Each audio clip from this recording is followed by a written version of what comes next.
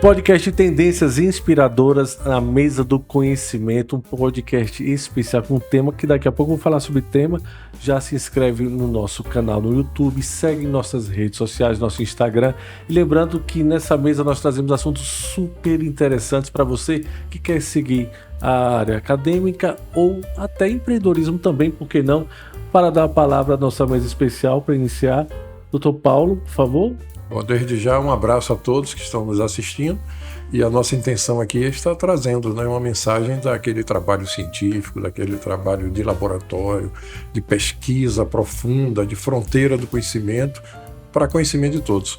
E ao mesmo tempo hoje nós temos aqui algo bastante interessante e muito aplicável e que nós vamos apresentar aqui. Temos a satisfação aqui dos nossos pesquisadores e professores aqui presentes, exatamente trazendo de que maneira a ciência pode se transformar em tecnologia, pode se transformar em produtos para o dia a dia, para o grande consumo de um modo geral aí da sociedade, com benefícios ambientais e sociais decorrentes dessa aplicação.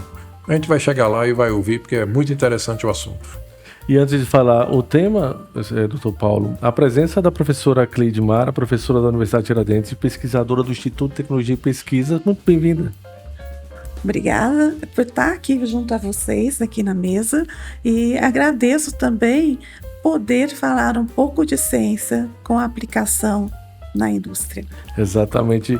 O tema justamente é esse. Eu estou aqui com um ex-aluno, o Milson Barbosa, né? Seja bem-vindo, Milson. Agradeço aí pela oportunidade, né? A oportunidade não só a vocês, mas a todos que estão aí consumindo nosso conteúdo. É sempre uma oportunidade muito bacana falar de pesquisa, principalmente de uma forma simples, com a linguagem acessível para todos. Então, agradeço aí pela oportunidade e tenho certeza que vai ser um papo muito bacana. E é esse o desafio, falar de ciência com linguagem simples. Eu vou tentar falar o tema aqui. Olha o desafio. Ó. O tema deste podcast é biolubrificante a partir do óleo de moringa oleorífera lã. Exatamente.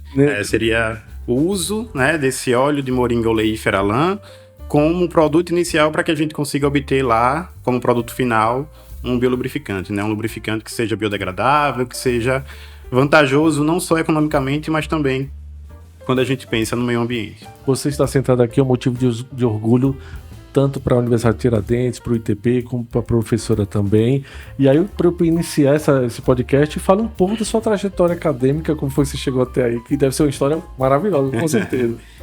Inicialmente eu gostaria de dizer que o orgulho é meu, a satisfação é toda minha. Minha base toda foi construída, né?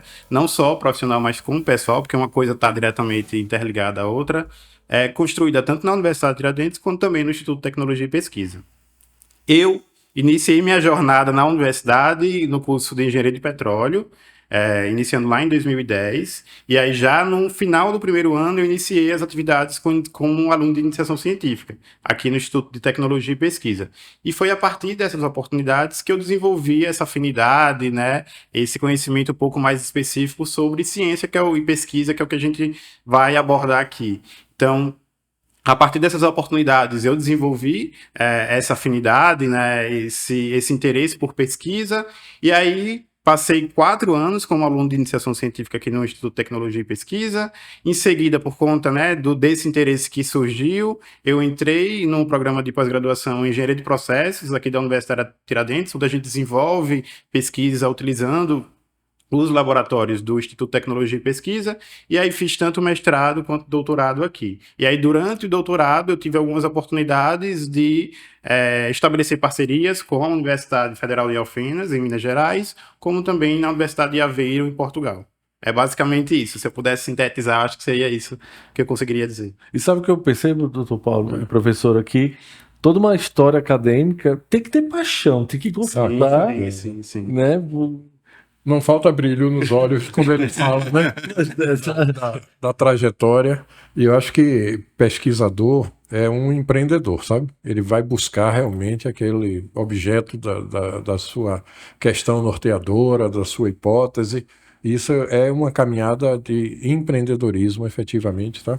Então não falta ao pesquisador né? Naturalmente, o pesquisador apaixonado pelo que faz, aquele brilho nos olhos e aquela crença de que vai chegar lá mesmo, é um otimista acima de tudo e persistente, porque os trabalhos devem ter muito percalço na caminhada, muita surpresa, muita frustração em relação a algumas expectativas, né?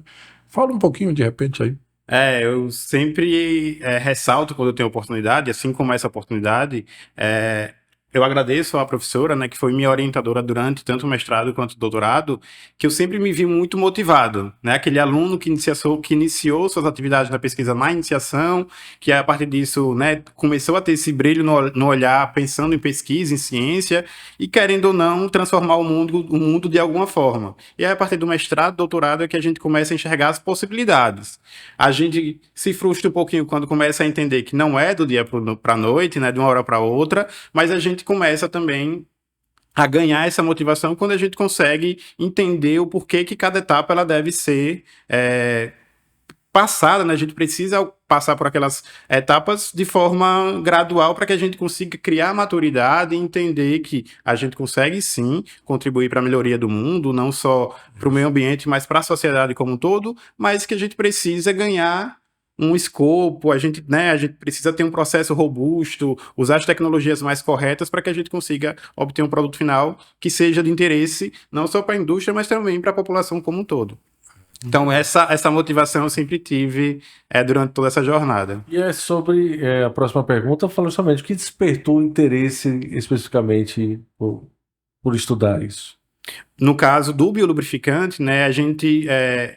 esse processo ele foi desenvolvido, a aplicação desse produto, a gente começou a visualizar isso lá no final do mestrado, né? No mestrado, a gente desenvolveu biocatalisadores, que são catalisadores que, quando comparado aos catalisadores convencionais, eles apresentam algumas vantagens, principalmente quando a gente pensa no meio ambiente, né? A gente aplica ele em processos com uma temperatura muito mais branda do que os processos convencionais, a gente utiliza enzimas, proteínas que são de fontes biológicas, ou seja, que a gente tem os benefícios ambientais muito fáceis de serem visualizados. E aí a gente, a partir disso, né, desenvolvimento desses biocatalisadores, né, desses materiais mais sustentáveis, a gente pensou na aplicação.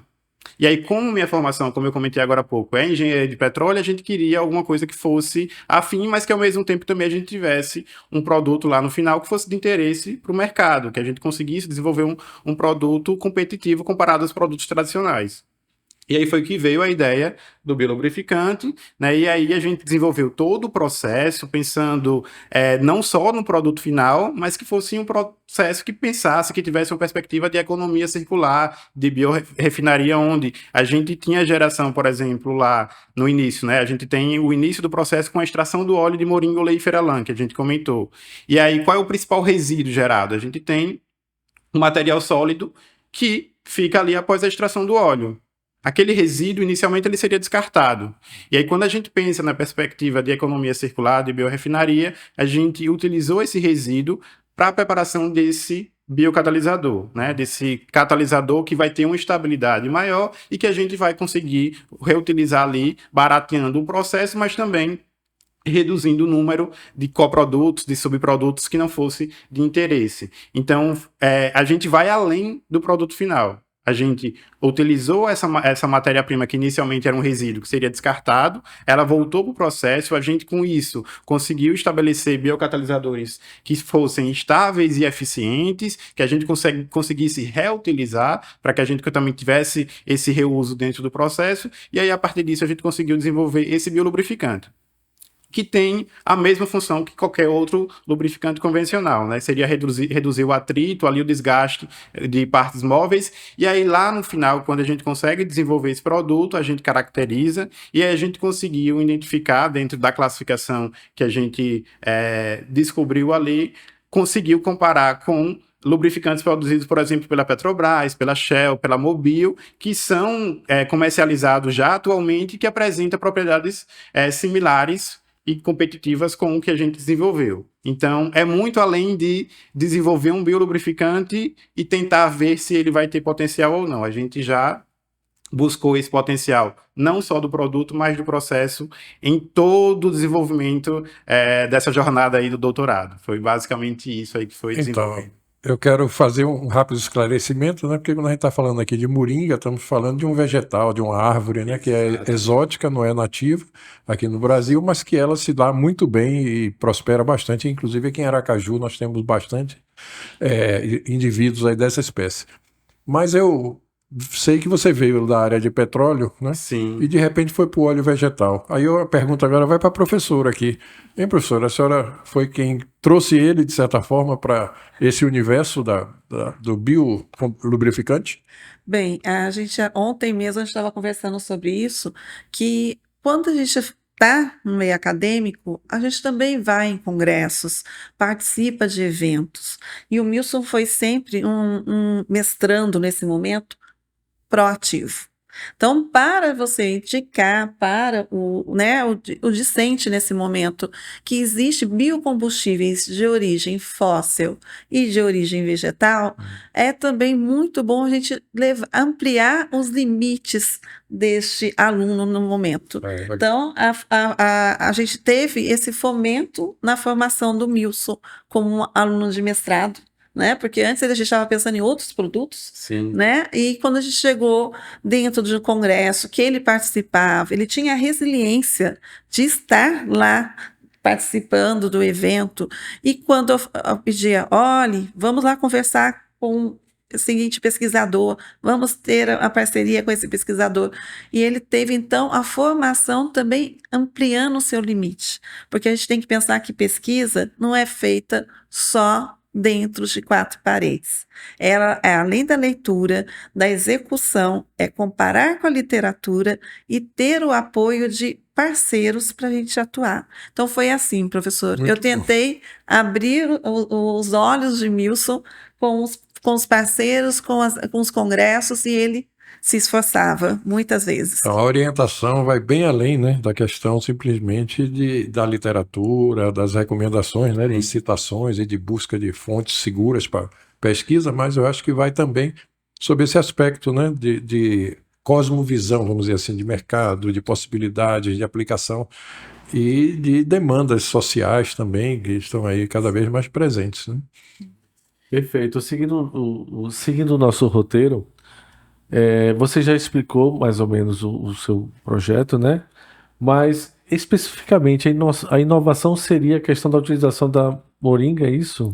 A gente tem diversas inovações. A gente tem, né, tanto a questão da moringa, que, como o professor falou, a gente tem ela originária lá da Índia, mas que tem uma fácil adaptação aqui no nosso país, né? Por conta da versatilidade do clima, a gente tem um crescimento muito rápido, então é muito fácil da gente conseguir produzir em diferentes partes aqui do nosso país, diferentes regiões do nosso país. Então, a moringa, ela tem sido utilizada mais para outros fins, para biodiesel, para fins cosméticos, né? Existe ainda, na realidade, estudos mais profundos para viabilizar essas aplicações, principalmente em fins cosméticos, né? A gente está precisando dessa aprovação ainda.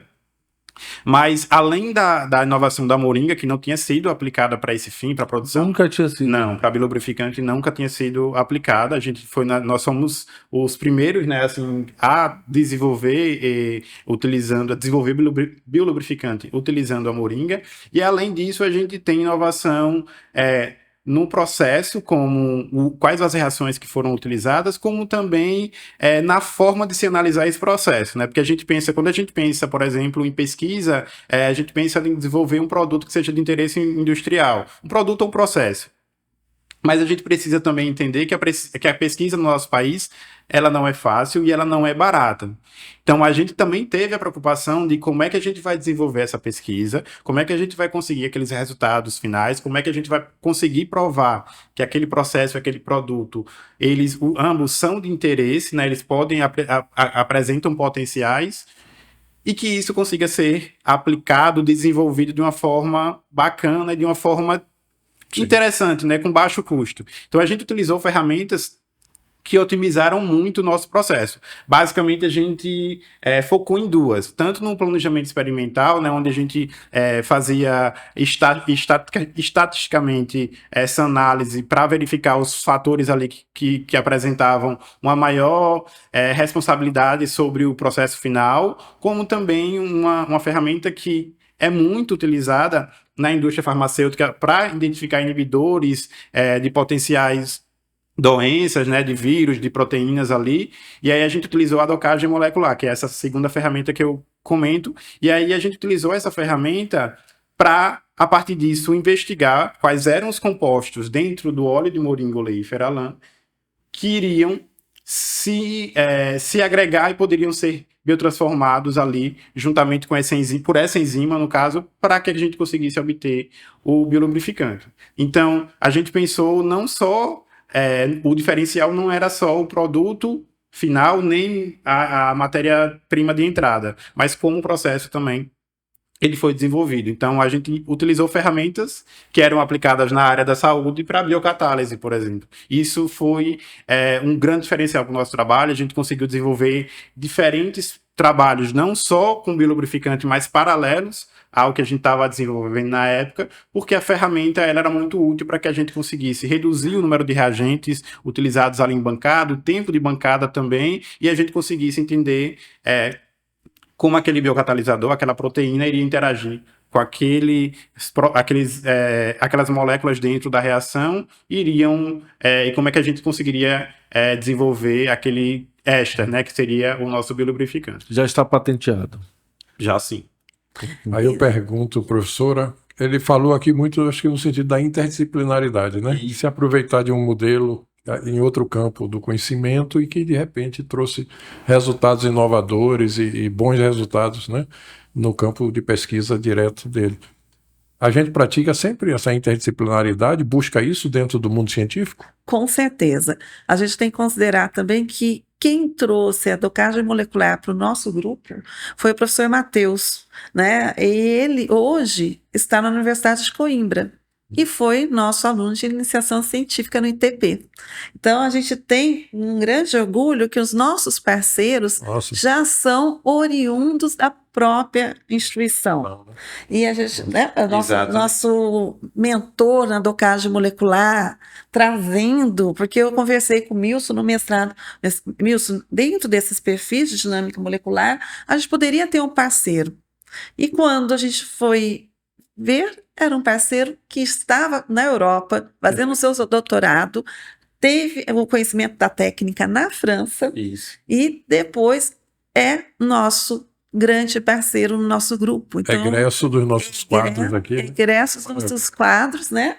E lembrando também, assim, que pesquisa se faz com apoio científico, financeiro, com fomento. E a gente teve, no caso do Milson, o apoio de um projeto CNPq Universal, que ele deu apoio a 3 projetos com óleos, né? E dentro desses projetos, a grande maioria usou a docagem molecular para entender o microambiente, para chegar no macroambiente, que é ter o substrato, que é o óleo de moringa oleífera, lã, para diferentes produtos. Né? A gente teve, e esse caminho com pesquisa, trabalho no laboratório, compreensão de todo o processo e também sem parceria a gente não teria, e daqui nasceu a primeira parceria que foi com o professor Matheus, hoje da Universidade de Coimbra. Bom. Né, que recebeu na Universidade de Aveiro na época, né? Exatamente, E a partir dessa colaboração, dessa conexão aí que a gente estabeleceu com o professor Matheus, eu tive a oportunidade também de desenvolver parte do doutorado lá na Universidade de Aveiro. Então, o professor Matheus, ele veio até a universidade, ele ministrou um minicurso aqui pra gente, e aí foi quando a gente estabeleceu essa parceria de forma mais sólida, e aí a partir disso a gente conseguiu desenvolver diferentes trabalhos. E para aprofundar esse conhecimento foi que eu passei uma temporada lá em Aveiro, na universidade, sendo supervisionado tanto pelo professor Paulo como pelo professor Matheus, e aí a gente conseguiu aprofundar esse conhecimento e desenvolver diferentes trabalhos, não só focando no biolubrificante. Qual a vantagem competitiva da tecnologia? Então, Fábio, aí a gente tem diferentes vantagens, né? A gente tem tanto os subprodutos que são utilizados ali na tecnologia, como também o produto final. Eu vou focar um pouco mais no produto final, que seria o biolubrificante, né? As vantagens do biolubrificante, como o próprio nome diz, bio, né? Biodegradável, né? De fonte oleaginosa, de fonte natural, e a gente tem inúmeras vantagens para o meio ambiente, como também nas suas propriedades, né? Eu comentei que a gente lá no final da tese, a gente conseguiu verificar que apresenta propriedades equivalentes às propriedades dos lubrificantes convencionais que estão disponíveis no mercado, né? Que são oriundos de fontes, né? De fósseis, que a gente tem uma problemática aí quando a gente pensa no meio ambiente. Então, a gente tem as vantagens tanto do processo, que aí a gente utiliza aspectos que são brandos, como, por exemplo, temperatura e pressão, quando a gente compara com processos convencionais, como também as matérias-primas de entrada. E, além disso, também a gente tem vantagens lá no final, que a gente tem um produto que é equivalente aos produtos do mercado, que já são utilizados, né, dentro da nossa rotina, mas que apresenta essas vantagens aí, principalmente ambientais. Perfeito. Tem alguma pergunta? Eu quero perguntar. Existe hoje uma busca por fontes renováveis, né? Sim. Para óleos e combustíveis e tal. E me parece que se enquadra bem nisso. A Europa, de um modo geral, está muito ávida por soluções aí nesse campo, para ir eliminando e descarbonizando, né? Com menos fontes de petróleo e tal. É possível a gente trabalhar esse lubrificante, por exemplo, fazendo uma adição aos lubrificantes convencionais, né, de origem mineral, por exemplo, gradualmente, para ir se fazendo uma transição? Como é que a gente pode pensar nisso? Sim, excelente pergunta, Paulo. Porque assim, né, a gente sabe que essa transição ela não é fácil, né? A gente não consegue, por exemplo, substituir integralmente de um dia para a noite o lubrificante convencional pelo lubrificante, né? Existem as empresas, as indústrias, as grandes indústrias já estão trabalhando nesse sentido, mas a gente precisa trabalhar e entender a transição. E essa transição ela acontece justamente nessas considerações. Será que eu consigo utilizar esse biolubrificante como aditivo nesses lubrificantes convencionais para que a gente consiga reduzir essa concentração de fontes não tão bacanas para o meio ambiente?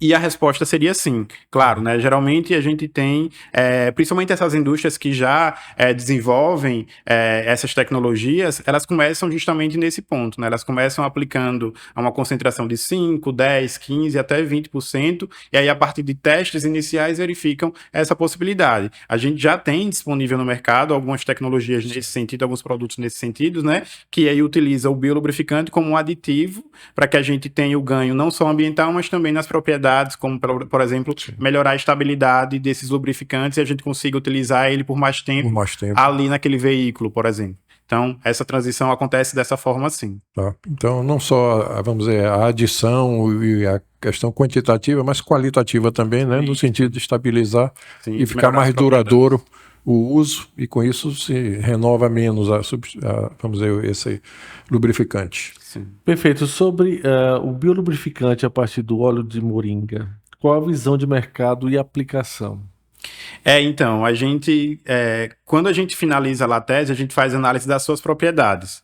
Por que isso é importante? Por que a gente faz isso? Para a gente entender a classificação, onde esse biolubrificante, que apresenta propriedades e características específicas, se enquadra. A partir disso, a gente determina o local de aplicação ou a indústria que vai ter um maior interesse, a gente consegue visualizar a partir dessas análises das propriedades. E a gente conseguiu determinar, né, a gente tem, por exemplo, o biolubrificante que a gente desenvolveu como classe ISO VG68, que se enquadra dentro dos lubrificantes hidráulicos, e aí a gente tem aplicação mais para fins automotivos. Então, as indústrias que desenvolvem lubrificantes aplicados a automóveis, por exemplo, são as indústrias que apresentam interesse nesse produto e nesse processo que a gente desenvolveu. Perfeito. Nós estamos já no final do nosso podcast e gostaria de que todos acompanhem os podcasts do Instituto de Tecnologia e Pesquisa, e nesse final a gente pega as considerações finais de cada um, começar, por favor, a sua consideração, Wilson. Bom, eu agradeço a todos aí, né, que estão nos assistindo, né, agradeço a oportunidade também de estar participando, de estar falando um pouco mais sobre ciência, sobre pesquisa. Eu acho que é super importante sempre que a gente tem a oportunidade, principalmente com a linguagem mais acessível, que as pessoas consigam entender e sentir a importância disso. Então é isso, lembrem-se que a sociedade, ela é resultado do que foi desenvolvido por todos a partir de uma bancada de laboratório, por exemplo. Tudo que a gente consome diariamente não saiu do nada, não surgiu do nada, não brotou do nada, né? Isso tudo foi muito bem pensado, muito bem estudado, e a gente consome hoje diariamente tudo que foi desenvolvido a partir de pesquisa, de tecnologias. Então, agradeço de verdade aí pela oportunidade de falar sobre ciência e tecnologia. Muito obrigado, professora. Eu também agradeço, né, a presença do Wilson aqui do meu lado, para a gente apresentar o fruto do nosso trabalho realizado aqui no Instituto de Tecnologia e Pesquisa e também do programa de pós-graduação em Engenharia de Processos, que é da UNIT, o PEP.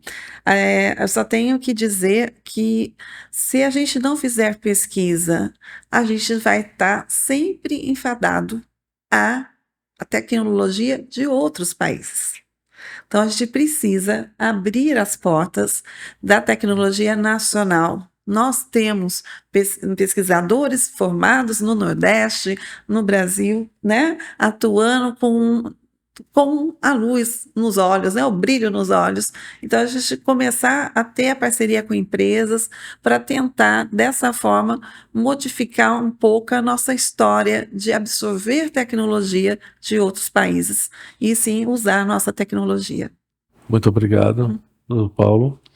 Então, eu acho que quando a universidade faz pesquisa, ela está olhando para frente. Né? Então, é muito bom isso e, ao mesmo tempo, colocar o ITP inteiramente à disposição. Você que é empresário, engenheiro, venha até aqui buscar informações, trocar ideias, porque pode ser que todo esse corpo de pesquisa, de pesquisadores, de pessoas tão renomadas, possam ter soluções muito interessantes.